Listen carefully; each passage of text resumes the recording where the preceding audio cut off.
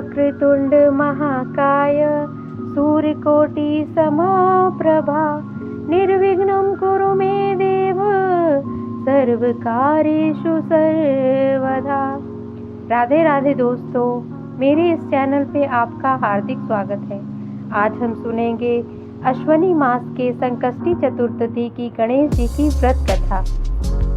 कथा सुनने से पहले थोड़ा सा समय निकालकर मेरे इस चैनल को सब्सक्राइब कर लें, इस वीडियो को लाइक करें। आइए शुरू करते हैं आज की अश्वनी संकष्टी गणेश चतुर्थी की व्रत कथा। युधिष्ठिर ने भगवान से पूछा, हे कृष्ण जी, मैंने सुना है कि अश्वनी कृष्ण चतुर्थी को आप संकटा चतुर्थी भी कहते हैं। हे जगदीश्वर, आप कृपा करके मुझसे विस्तार पूर्वक इस कथा का श्रवण कराइए।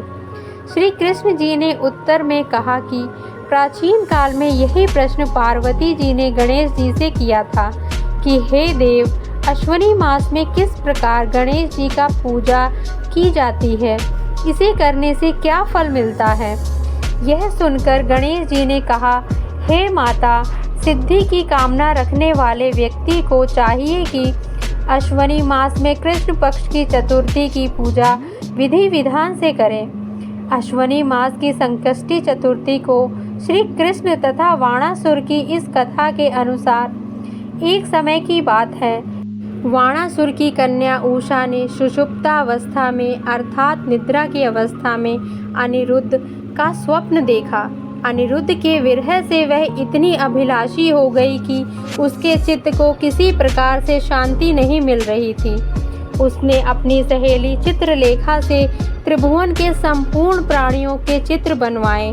जब चित्र में अनिरुद्ध को देखा तो कहा, मैंने इसी व्यक्ति को स्वप्न में देखा था, इसी के साथ मेरा पाणी ग्रहण भी हुआ था। हे सखी, यह व्यक्ति जहाँ कहीं भी मिल सके ढूंढ लाओ, अन्यथा इसके वियोग में मैं अपने प्राण छोड़ दूंगी। अपनी सखी की बात सुनकर चित्रलेखा अनेक स्थानों में खोज करती हुई द्वारकापुरी में आ पहुंची। चित्रलेखा राक्षसी माया जानती थी।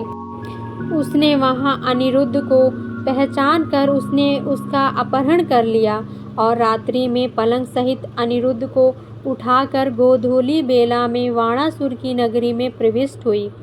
इधर प्रद्युम्न को पुत्र के शोक के कारण असाध्य रोग से ग्रसित होना पड़ा।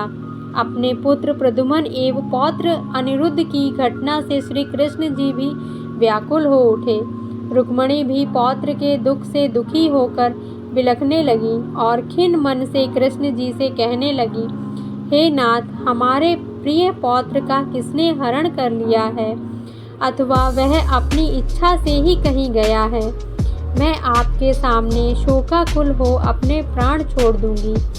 रुक्मिणी की ऐसी बात सुनकर श्री कृष्ण जी यादवों की सभा में उपस्थित हुए। वहां उन्होंने परम तेजस्वी लोमश ऋषि के दर्शन किए। उन्हें प्रणाम कर श्री कृष्ण ने सारी घटना कह सुनाई।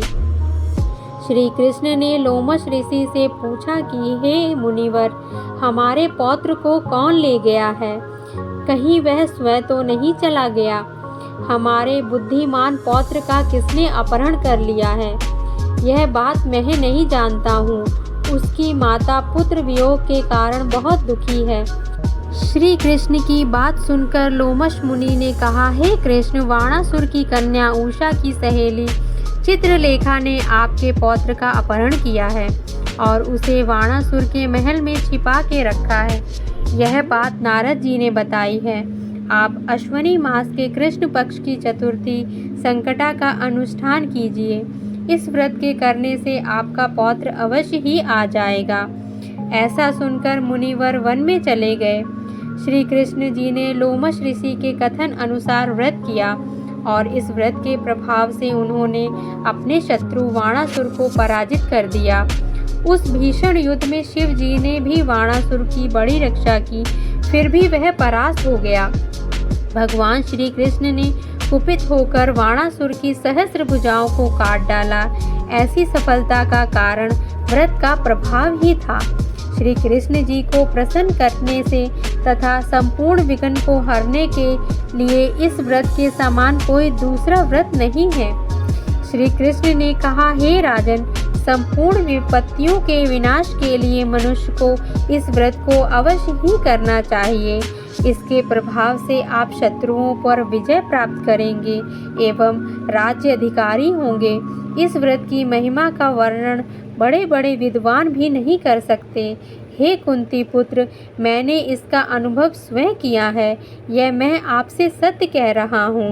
भगवान गणेश को प्रसन्न करने के लिए जो लोग संकष्टी चतुर्थी का व्रत करते हैं, उन्हें गणपति बप्पा की कृपा से यश, धन, वैभव और अच्छे स्वास्थ्य की प्राप्ति होती है।